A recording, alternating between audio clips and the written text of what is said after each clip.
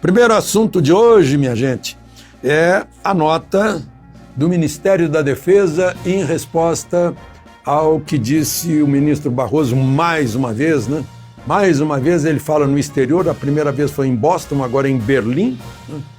E falando mal do chefe do Poder Executivo do Brasil, com isso cometendo infração contra o 2º artigo da Constituição, que fala em harmonia de poderes, só que agora ele envolveu as Forças Armadas, dizendo que estão sendo orientadas para atacar o sistema eleitoral e desacreditá-lo, e chegou a fazer ironia com os latino-americanos, dizendo que a gente queria seguir um modelo cucaracho latino-americano, de botar o exército a serviço da política e tal. Deu resposta do ministro político, que representa as Forças Armadas, que é o ministro da Defesa. Eu recebi essa nota, eram 9h52 da noite, mas eu não tive a agilidade que teve a Bárbara do Te Atualizei, porque a Bárbara deu uma edição extra, né, que eu acompanhei. Mas eu já tinha gravado, eu já estava no ar, né? E diz o seguinte: acerca da fala do ministro Luiz Roberto Barroso, do Supremo Tribunal Federal, durante participação por videoconferência e tal, né? É isso que eu contei para vocês. Afirmar que as Forças Armadas foram orientadas a atacar o sistema eleitoral, ainda mais sem a apresentação de qualquer prova ou evidência de quem orientou, ou como isso aconteceu. Interessante que um juiz Supremo faz uma denúncia, né, sem prova. É irresponsável e se constitui em ofensa grave a essas instituições nacionais permanentes do Estado brasileiro. Além disso, afeta a ética, a harmonia e o respeito entre as instituições.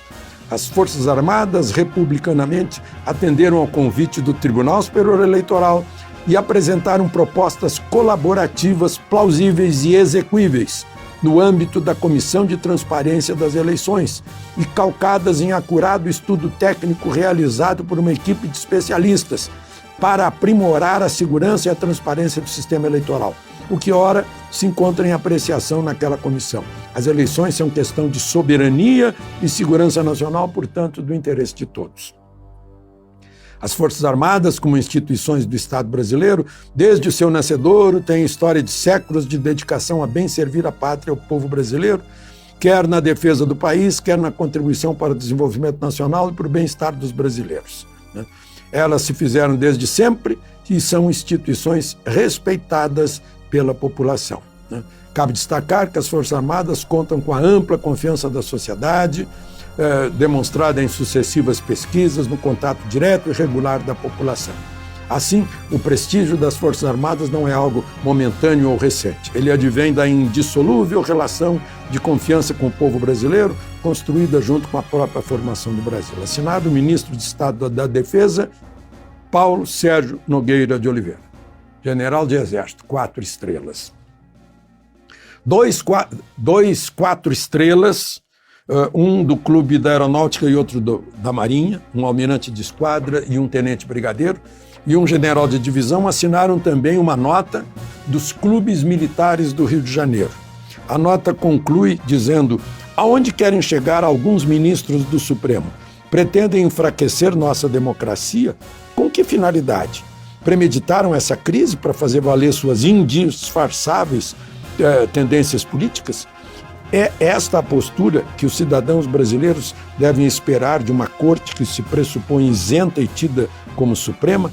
Nós, integrantes dos clubes naval, militar e de aeronáutica, manifestamos incondicional apoio ao presidente da República em seu esforço para sustentar a democracia e a liberdade de expressão ao país.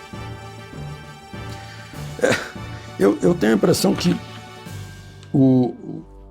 há uma tentativa de provocar um rompimento para fazer valer a tese de que o governo é golpista ou autoritário, e o governo não está sendo. Quem está saindo das 4 linhas, né, é o Supremo.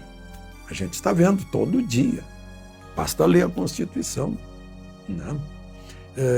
Enfim, é esse caso. né? E uma outra questão, eu tenho a impressão que o ministro Barroso, quando convidou as Forças Armadas para participarem da Comissão de Transparência, pensou que elas teriam lá uma posição de simples ouvintes, passivamente, mas foram fundo. Tem o IME, tem o ITA, tem o pessoal da guerra cibernética, né? É todo mundo entendido do assunto. E levaram, se não me engano, 712 perguntas sobre a segurança e transparência da apuração, que até agora não foram respondidas. Isso pode ter desagradado o ministro Barroso, ele não está mais no TSE, mas foi ele que teve essa ideia, né? E não era o que ele esperava que as Forças Armadas fossem lá para dar um aval à segurança das urnas. No entanto, aquele jovem português que está preso ficou passeando lá dentro dos computadores do TSE e derruba essa tese, né? Mas, enfim, é uma questão aí que deve ser discutida.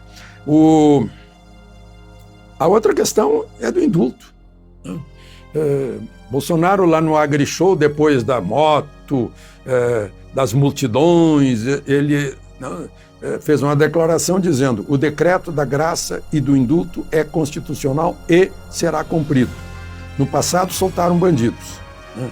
E ninguém falava nada. Hoje eu solto inocentes. Ele diz plural, embora tenha soltado um só. Eu não sei se está pensando nos demais que continuam presos num processo que não tem nada de devido processo legal, né? Por exemplo, o jornalista Wellington Macedo, que está preso porque ele está de tornozeleira, né? O Roberto Jefferson, né? O outro que está lá nos Estados Unidos, que não pode voltar, o Alan dos Santos. Então, tem essas coisas aí que é preciso a gente pensar nisso, né? E aí Bolsonaro falou nisso, o ex-ministro, né, ministro aposentado do Supremo Marco Aurélio Mello, disse que é um ato soberano do presidente não sujeito à impugnação do judiciário. A gente viu aí nas redes sociais os ministros Rosa Weber e Barroso dizendo a mesma coisa, dizendo que não comporta análise do Supremo, é prerrogativa do presidente da República, né?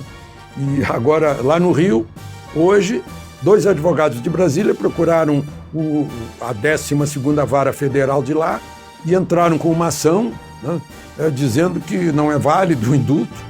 O juiz não pode recusar, né?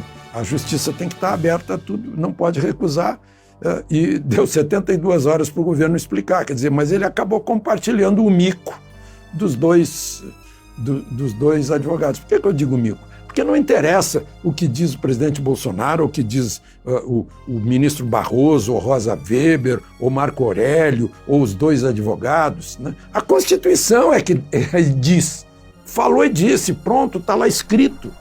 Artigo 84, né?